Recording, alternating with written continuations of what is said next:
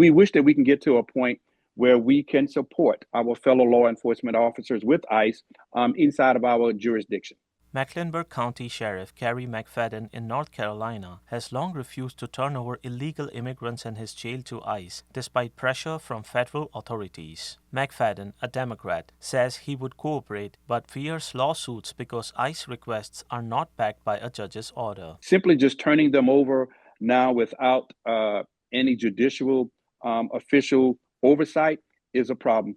If you haven't been keeping up with the news, there are two cases that's going on across America now that ICE apologized for deporting this person who is a legal citizen.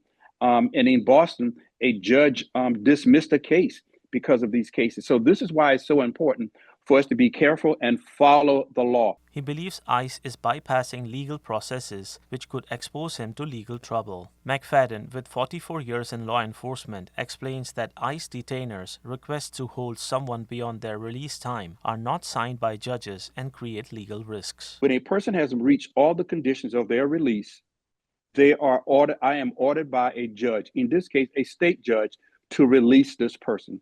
And if you think about this, how this is very confusing, we take a federal detainer not signed by a judge, a federal administrative warrant not signed by a judge, and we take those two items and present them to a state magistrate judge to decide whether this person should be held 48 hours or not.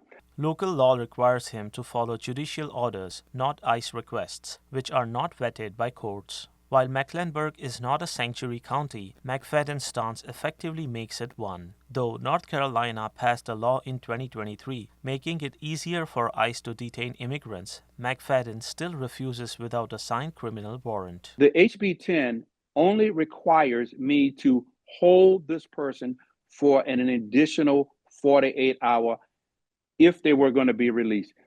And I think ICE well knows, to order to turn a person over to them, they're going to have to bring me an indictment, a federal warrant, and a writ.